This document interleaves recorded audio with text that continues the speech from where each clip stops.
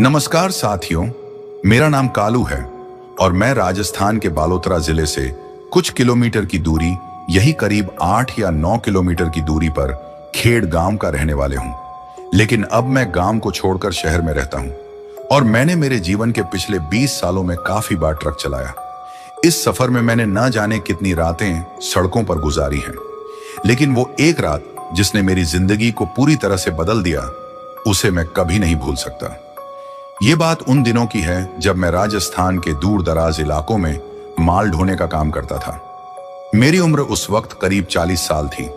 मेरा ट्रक मेरा साथी था और रात की सड़कों पर चलने का एक अलग ही मजा था। लेकिन उस रात की बात कुछ और थी। वो नवंबर का महीना था। राजस्थान की सर्दी अपनी चरम पर थी। आसमान में बादल घने हो रहे थे और हवा में एक अजीब सा सन्नाटा था। मुझे एक माल की डिलीवरी करने के लिए देर रात तक सफर करना था। मैंने अपने ट्रक को पहले एक पेट्रोल पंप पर खड़ा किया और पेट्रोल भरवाया।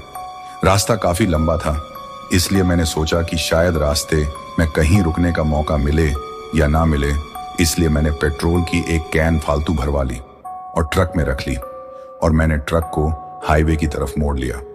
उस वक्त रात के करीब 12 बजे होंगे जब मैं एक सुनसान इलाके में पहुंचा। ये इलाका ऐसा था कि चारों तरफ दूर दूर तक कोई बस्ती नजर नहीं आती थी। केवल पेड़ पौधे और बंजर जमीन ही दिखाई दे रही थी। ट्रक की हेडलाइट्स की रोशनी में मुझे सड़क साफ दिखाई दे रही थी, लेकिन उस सन्नाटे में भी मुझे एक अजीब सी बेचैनी महसूस हो रही थी। रात का सन्नाटा गहराता जा रहा था और मैं अपने ट्रक में बैठे बैठे सड़क पर नजरें गड़ाए चला जा रहा था। अचानक मुझे टॉयलेट की जरूरत महसूस होने लगी। उस सुनसान इलाके में कोई ढाबा या होटल तो दूर दूर तक नजर नहीं आ रहा था, इसलिए मैंने ट्रक को सड़क के किनारे रोकने का फैसला किया। मैंने ट्रक को धीरे धीरे साइड में खींचा और इंजन बंद कर दिया। ट्रक से उतरकर मैंने चारों तरफ नजर दौड़ाई। कोई इंसान तो क्या, कोई जानवर भी दिखाई नहीं दे रहा था। पेड़ों के बीच से ठंडी हवा चल रही थी जो शरीर को कंपी दे रही थी। मैंने जेब से अपना फोन निकाला और उसकी फ्लैशलाइट ऑन कर दी ताकि अंधेरे में रास्ता देख सकूं। मैं ट्रक से कुछ ही दूरी पर एक झाड़ी के पास गया और टॉयलेट करने लगा। जैसे ही मैंने सिर उठाया, मेरी नजर में झाड़ियों के पीछे कुछ अजीब सा हरकत करता हुआ दिखाई दिया। पहले तो मैंने सोचा कि शायद कोई जानवर होगा, लेकिन जब मैंने गौर से देखा तो मेरी रूह कांप गई। वहां एक औरत थी जो जमीन पर बैठी हुई थी। उसके लंबे उलझे हुए बाल उसके चेहरे पर बिखरे हुए थे और उसकी कपड़े इतने गंदे थे कि पहचान में नहीं आ रहे थे। लेकिन जो सबसे ज्यादा भयानक था वो था उसकी हरकत। वो औरत झाड़ियों के पीछे एक मरे हुए कुत्ते का मांस खा रही थी। उसके हाथ खून से सने हुए थे और वो बड़ी बेरहमी से उस मांस को चीरकर खा रही थी, जैसे वो उसकी सबसे पसंदीदा चीज हो। मेरे दिल की धड़कनें तेज हो गई। मैं वहीं पर जड़ हो गया और मेरी हालत पत्थर जैसी हो गई। मैंने जल्दी से अपना टॉयलेट खत्म किया और जैसे ही मैं वापस मुड़ने लगा, मेरे हाथ से फोन फिसल गया और उसकी फ्लैशलाइट सीधी उस औरत के चेहरे पर पड़ गई। जैसे ही रोशनी उसकी आंखों पर पड़ी, उसने अचानक अपना सिर ऊपर उठाया। उसकी आंखें खून जैसी लाल हो गई और उसके होंठों पर खून की बूंदें टपक रही थीं। उसकी शक्ल देखकर मेरे पैरों तले जमीन खिसक गई। वो कोई साधारण औरत नहीं थी, बल्कि एक डायन थी जो उस सुनसान इलाके में अपना शिकार ढूंढ रही थी। मेरा शरीर कांपने लगा और मेरे हाथ पैर ठंडे हो गए। मैं वहीं खड़ा रहा। मेरी हिम्मत पूरी तरह से जवाब दे चुकी थी। मेरी समझ में नहीं आ रहा था कि मैं क्या करूं। मेरी नजर उसकी लाल खून से भरी आंखों पर थी, जो मुझे ऐसे घूर रही थी जैसे वो मेरे अंदर की हर बात जानती हो। उसकी खामोशी और उसकी आंखों की चमक ने मेरी हालत और खराब कर दी थी। वो औरत मेरी तरफ लगातार देख रही थी, लेकिन उसकी नजरों में कोई दया या भावना नहीं थी। उसकी लाल आंखें मेरे अंदर तक झांक रही थीं, लेकिन उसकी हरकतें मुझे और ज्यादा डराने वाली थीं। वो औरत मुझसे नजरें हटाए बिना उसी कुत्ते के मांस को चीर फाड़ कर खा रही थी। उसके होंठों पर खून के धब्बे साफ नजर आ रहे थे और उसकी उंगलियों से खून टपक रहा था। वो औरत बिना किसी डर के, बिना किसी जल्दबाजी के उस मांस को ऐसे चबा रही थी जैसे वो किसी भूख से तड़प रही हो। लेकिन उसकी आंखें वो कभी भी मुझसे नहीं हटी। वो मुझे घूरते हुए उस कुत्ते के मांस को चीर चीर कर खाती जा रही थी और उसके दांतों से खून की बूंदें टपक रही थीं। मेरी हालत उस वक्त इतनी खराब हो चुकी थी कि मेरी सांसें तेज हो गई थीं। मेरा दिल जोर जोर से धड़क रहा था और मेरी टांगें कांप रही थीं। मुझे समझ नहीं आ रहा था कि मैं वहां से भागूं या बस खड़ा रहूं, लेकिन वो औरत, वो मेरी आंखों के सामने ही अपनी भयानक हरकतें की जा रही थी, जैसे वो जानती थी कि मैं वहां खड़ा हूं और उसकी हर हरकत देख रहा हूं। वो औरत बिना किसी डर या हिचक के खून से सने मांस को अपने मुंह में डाल रही थी। उसकी निगाहें लगातार मुझ पर टिकी हुई थीं, जैसे वो मेरे अंदर की हर बात को पढ़ रही हो। उसकी नजरों में एक अजीब सी ठंडक थी, जैसे उसे मेरी मौजूदगी का कोई फर्क ही नहीं पड़ रहा हो। उसके चेहरे पर कोई भाव नहीं थे, सिवाय उस भूख के जिसे वो कुत्ते के मांस से शांत कर रही थी। मेरे पूरे शरीर में सिहरन दौड़ रही थी और मेरी टांगें मानो मेरा साथ छोड़ने लगी थी। मैं समझ नहीं पा रहा था कि क्या करूं। वो औरत इतने आराम से और इतने बेरहमी से मांस खा रही थी, मानो उसके लिए ये एक आम बात हो। उसकी उंगलियों से खून टपक रहा था और वो अपनी लंबी नाखूनों से मांस को चीरते हुए उसे अपने मुंह में डालती जा रही थी। मैंने अपनी सारी हिम्मत जुटाई और एक कदम पीछे हटाया, लेकिन जैसे ही मैंने ऐसा किया, वो औरत अचानक से ठिठक गई। उसकी नजरें अब और भी भयानक हो गई थीं। ऐसा लग रहा था जैसे उसने मेरे अंदर की हर हलचल को महसूस कर लिया हो। उसकी लाल आंखें और भी चमक उठीं और उसने एक गहरी घुटी हुई आवाज में कुछ बुदबुदाया, जिसे मैं समझ नहीं पाया। मेरे लिए अब वहां एक पल भी रुकना नामुमकिन हो गया था। मैंने खुद को किसी तरह संभाला और दौड़ते हुए ट्रक की तरफ भागा। मेरा दिल इतना तेज धड़क रहा था कि ऐसा लगा जैसे वो मेरी छाती फाड़कर बाहर आ जाएगा। मैंने ट्रक का दरवाजा झट से खोला और अंदर कूद गया। जैसे ही मैंने इंजन स्टार्ट किया, मैंने एक नजर उस औरत की तरफ डाली। वो वहीं खड़ी थी, मेरी ओर देख रही थी। उसकी आंखों में अब एक अजीब सी चमक थी और उसके होंठों पर एक खतरनाक मुस्कान थी। ऐसा लग रहा था जैसे वो मेरे डर का आनंद ले रही हो। मैंने फौरन ट्रक को रिवर्स में डाला और स्पीड से वहां से निकल गया। मेरी सांसें अभी भी तेज चल रही थीं और मेरी उंगलियां ट्रक के स्टीयरिंग व्हील पर कांप रही थीं। मैंने अपने जीवन में कभी इतनी भयानक चीज नहीं देखी थी। वो औरत, या जो कुछ भी वो थी, उसकी छवि मेरी आंखों में बस चुकी थी। सड़क पर ट्रक दौड़ाते हुए मेरे मन में हर तरह के ख्याल आने लगे। मैं समझ नहीं पा रहा था कि जो कुछ मैंने देखा वो हकीकत थी या मेरी आंखों का धोखा, लेकिन मेरा दिल गवाही दे रहा था कि वो सच था, एक भयानक, रूह कंपा देने वाला सच। जैसे जैसे मैं ट्रक को तेजी से भगाता गया, मेरे मन में एक अजीब सा डर और बेचैनी बैठती जा रही थी। हर बार जब भी मैं रियर व्यू मिरर में देखता, मुझे लगता जैसे वो औरत अब भी मुझे देख रही है, कहीं दूर से ही सही, लेकिन उसकी नजरें अब भी मेरे ऊपर हैं। मैंने कुछ किलोमीटर का सफर तय किया, लेकिन मेरे दिमाग से उसकी वो लाल आंखें, खून से सने हाथ और कुत्ते का मांस चबाते हुए उसका वो भयानक चेहरा हटने का नाम नहीं ले रहा था। हर पेड़, हर झाड़ी, हर मोड़ पर मुझे लग रहा था कि कहीं से वो अचानक सामने आ जाएगी। उस डर के मारे मेरी हालत बिगड़ती जा रही थी। मैंने खुद को बार बार यह समझाने की कोशिश की कि अब मैं उस इलाके से दूर आ चुका हूं, लेकिन दिल मानने को तैयार ही नहीं था। ऐसा लग रहा था जैसे उसका साया अभी भी मेरे साथ साथ चल रहा हो। अचानक मैंने महसूस किया कि ट्रक की हेडलाइट्स की रोशनी के किनारे पर कुछ हरकत हो रही है। मेरे होश उड़ गए। मैंने तेजी से ब्रेक मारा और ट्रक रुक गया। मैंने डरते डरते बाहर झांका। कुछ नहीं था, सिर्फ पेड़ और सन्नाटा, लेकिन मेरी घबराहट और बढ़ गई थी। मैं समझ नहीं पा रहा था कि ये सब क्या हो रहा है। फिर मैंने ट्रक का दरवाजा लॉक किया और गैस पेडल पर जोर से पैर रख दिया। मैं बस वहां से जितना दूर हो सके उतनी जल्दी निकल जाना चाहता था। रात का सन्नाटा और ट्रक की गड़गड़ाहट मेरे दिल की धड़कन को और तेज कर रहे थे। हर पल मुझे ऐसा लग रहा था कि वो औरत फिर से सामने आ जाएगी। आखिरकार जब मैंने देखा कि आसपास कुछ बस्तियां नजर आनी शुरू हुई, तब जाकर मेरी सांस में कुछ राहत मिली। लेकिन मैं अब भी उस डरावनी घटना से उबर नहीं पाया था। मैंने सीधा अपने ट्रक को उस शहर के ढाबे पर रोका जहां मैं अक्सर रुकता था। मैंने ट्रक रोका और ढाबे के मालिक से बात करने की कोशिश की, लेकिन मेरे शब्द मुझसे नहीं निकल रहे थे। मेरी हालत देखकर वो भी घबरा गया। मैंने किसी तरह अपने डर को काबू में करते हुए उसे सारी बात बताई। वो हैरानी से मेरी बातें सुनता रहा और फिर उसने कहा, कालू भाई, तुम बहुत किस्मत वाले हो जो सही सलामत लौट आए हो। उसके चेहरे पर एक अजीब सी चिंता थी, मानो उसने भी कुछ ऐसा ही अनुभव किया हो या सुना हो। मैंने उसकी बात पर गौर किया और फिर उससे पूछा, क्या मतलब? क्या तुम्हें उस औरत के बारे में कुछ पता है? ढाबे का मालिक थोड़ी देर चुप रहा, फिर उसने गहरी सांस ली और कहने लगा, कालू भाई, इस इलाके की ये कहानी बहुत पुरानी है। लोग कहते हैं कि बहुत साल पहले यहाँ एक औरत रहती थी जिसे गांव वालों ने डायन करार दिया था। वो औरत बच्चों से लेकर जानवरों तक को मार डालती थी। किसी ने उसे जिंदा पकड़ने की कोशिश की, लेकिन वो हाथ नहीं आई। अंत में गांव वालों ने मिलकर उसे जिंदा जला दिया, लेकिन उसकी आत्मा अब भी यहां भटकती है। कई लोग उसकी छवि देख चुके हैं, लेकिन जो भी उसे देखता है उसका बचना बहुत मुश्किल होता है। उसकी बातों ने मेरे दिल में और भी खौफ पैदा कर दिया। मुझे समझ नहीं आ रहा था कि क्या सच है और क्या सिर्फ एक कहानी, लेकिन जिस तरह से उसने ये बातें कही उसमें सच्चाई की झलक जरूर थी। तो फिर मैं कैसे बच गया? मैंने कांपते हुए पूछा। ढाबे के मालिक ने मेरी आंखों में गहरी नजर डालते हुए कहा, ये तो कोई नहीं जानता कालू भाई। शायद तुम्हारी किस्मत अच्छी थी या फिर वो औरत तुमसे कुछ चाहती थी। बहुत से लोग उसे देखकर कभी वापस नहीं लौटे। तुमने उसे देखा और फिर भी यहां हो, ये बहुत बड़ी बात है। उसकी बातों ने मेरे मन में और भी सवाल उठाए।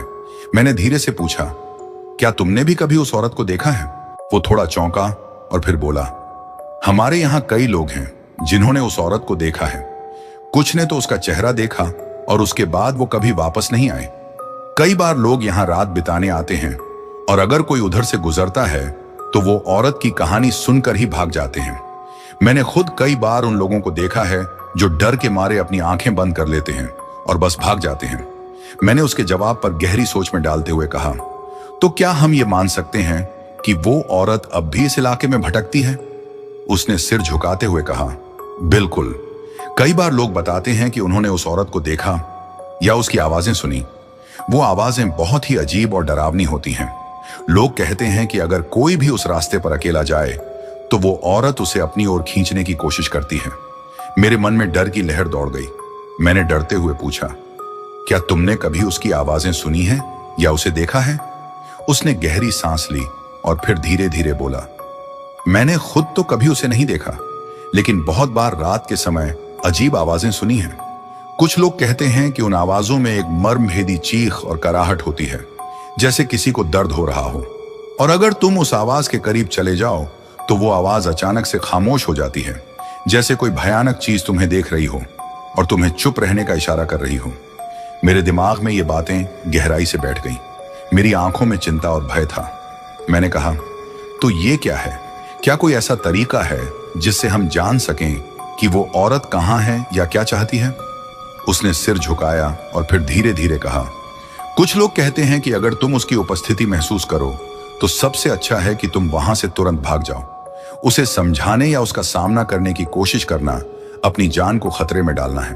और हाँ, कभी भी अकेले उस रास्ते पर मत जाना, खासकर रात के समय। वो औरत या जो भी वो है बहुत खतरनाक हो सकती है। उसकी बातों ने मेरे मन में और भी गहराई से डर का बीज बो दिया। मैंने ठान लिया कि मैं अब कभी उस रास्ते पर नहीं जाऊंगा।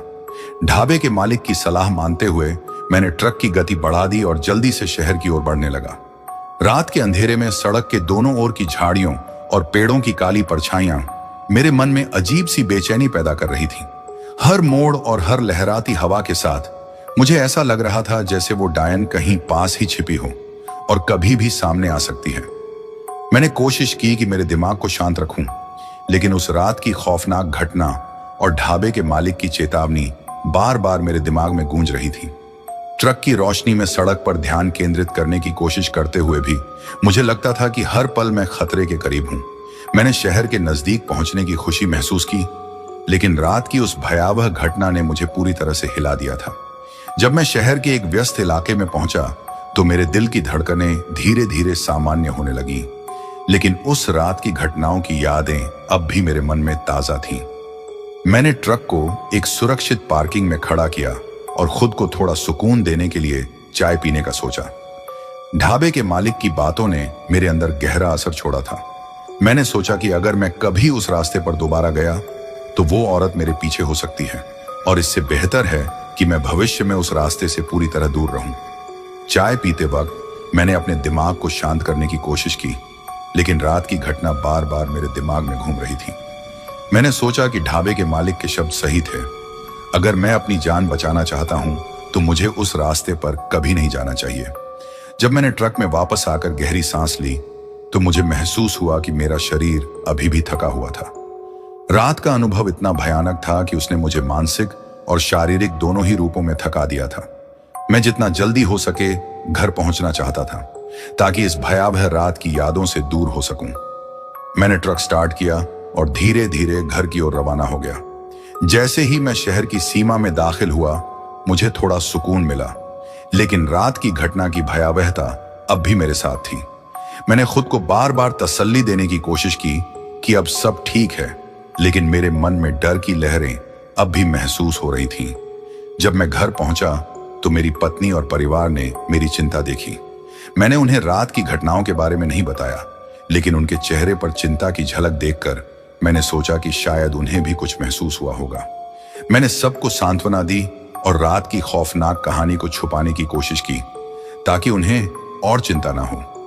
घर में आराम करते हुए मैंने मन ही मन सोचा कि अब मेरी ट्रक ड्राइवरी का करियर खत्म करने का सही समय है। उस रात की घटना ने मुझे इतनी गहरी चिंता और डर में डाल दिया था कि मुझे अपने भविष्य के बारे में गंभीरता से सोचना पड़ा। मुझे एहसास हुआ कि मैं इस पेशे को जारी नहीं रख सकता था, खासकर जब मैं अपनी जान और परिवार की सुरक्षा के लिए चिंतित था। मैंने अगले दिन सुबह अपने ट्रक की चाबी अपने साथी ड्राइवर को दी और अपने निर्णय को पूरी तरह से अंजाम देने का मन बना लिया। मैंने अपने मालिक से बात की और उन्हें अपनी स्थिति और रात की घटना के बारे में बताया। मालिक ने मेरी बातों को ध्यान से सुना और कहा, कालू, मैं समझ सकता हूं कि तुमने कितना कठिन समय देखा है। अगर तुम अपने स्वास्थ्य और परिवार की सुरक्षा के लिए यह निर्णय ले रहे हो तो यह तुम्हारी पसंद है, लेकिन ट्रक ड्राइवरी छोड़ने का फैसला बहुत बड़ा होता है और इसके लिए तुम्हें अच्छी तरह सोच लेना चाहिए।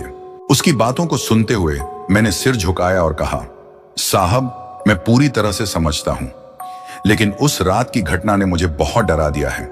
मुझे लगता है कि मैं अब और इस पेशे को जारी नहीं रख सकता। मेरे लिए और मेरे परिवार के लिए यह निर्णय सबसे सही है। मालिक ने मेरी बातों को समझा और मुझे ट्रक ड्राइवरी से मुक्त कर दिया। मैंने उस दिन से ट्रक ड्राइवरी का पेशा छोड़ने का निर्णय किया और जीवन में नए दिशा में जाने की सोचने लगा। कुछ दिनों बाद मैंने एक नई नौकरी की तलाश शुरू की और धीरे धीरे ट्रक ड्राइवरी की दुनिया से बाहर निकलने की कोशिश की। इस प्रक्रिया ने मुझे बहुत राहत दी, लेकिन साथ ही साथ उस रात की खौफनाक यादें भी मेरे साथ रहीं। नौकरी की तलाश में मैंने कई कंपनियों से संपर्क किया और अपनी स्किल्स और अनुभव के आधार पर नई नौकरी ढूंढने की कोशिश की। आखिरकार मुझे एक स्थानीय फैक्ट्री में नौकरी मिल गई, जो एक स्थिर और सुरक्षित विकल्प था। हालांकि यह ट्रक ड्राइवरी की तरह रोमांचक नहीं था, लेकिन इसने मुझे मानसिक शांति और स्थिरता प्रदान की। नई नौकरी के साथ मैंने अपनी दिनचर्या को एक नई दिशा दी। मैं सुबह जल्दी उठता, काम पर जाता और शाम को परिवार के साथ समय बिताता। यह एक शांतिपूर्ण जीवन था, लेकिन कभी कभी रात की गहराई में उस खौफनाक रात की यादें मेरे दिमाग में घूम जाती थीं।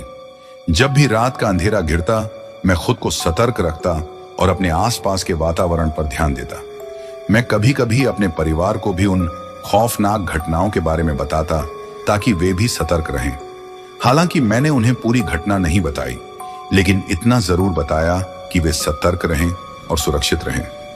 एक दिन जब मैं अपने नए काम में व्यस्त था, मेरे एक पुराने दोस्त ने मुझसे संपर्क किया। उसने मुझसे पूछा कि कैसे मेरी नई नौकरी चल रही है और क्या मैं ट्रक ड्राइवरी को मिस कर रहा हूं। मैंने उसे अपनी स्थिति के बारे में बताया और कहा कि मैं अपने फैसले से खुश हूं, लेकिन रात की वो खौफनाक यादें अब भी मेरे दिमाग में घूमती हैं। उसने मुझे सलाह दी कि मैं अपनी मानसिक शांति के लिए एक मनोचिकित्सक से मिलूं और अपनी घबराहट और डर को साझा करूं। उसने कहा कि यह सामान्य है कि ऐसी घटनाओं के बाद लोग मानसिक रूप से प्रभावित होते हैं और एक पेशेवर मदद से राहत मिल सकती है।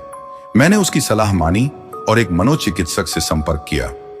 उसने मेरे अनुभवों को समझा और मुझे कुछ सत्रों के लिए बुलाया। थेरेपी सत्रों ने मुझे अपनी भावनाओं को व्यक्त करने और उन खौफनाक यादों को दूर करने में मदद की। धीरे धीरे मैंने महसूस किया कि मेरी मानसिक स्थिति में सुधार हो रहा था और मैं अपने नए जीवन को अधिक आत्मविश्वास के साथ जीने लगा था। नई नौकरी और थेरेपी सत्रों की मदद से मैंने ट्रक ड्राइवरी की दुनिया को पीछे छोड़ दिया और अपने जीवन को नई दिशा दी। हालांकि रात की खौफनाक यादें कभी कभी मुझे सताती हैं, लेकिन अब मैं उन्हें बेहतर तरीके से संभालने लगा हूं। नई नौकरी में रहते हुए मैंने काम के साथ साथ खुद को भी व्यस्त रखने की कोशिश की। मेरे नए साथी और मित्रों ने मुझे अच्छे तरीके से अपनाया और काम में व्यस्त रहते हुए मैंने धीरे धीरे पुराने डर को नियंत्रित किया। परिवार के साथ बिताए गए सुखद पल और नए वातावरण ने मेरी मानसिक स्थिति को सुधारने में महत्वपूर्ण भूमिका निभाई। एक दिन जब मैं अपने काम से घर लौट रहा था तो मैंने सोचा कि मैं उन पुरानी यादों को पूरी तरह से भुलाने के लिए एक छोटा ट्रिप प्लान करूं। मैंने अपने परिवार के साथ एक सप्ताहांत की छुट्टी की योजना बनाई और एक शांत स्थान पर जाने का सोचा।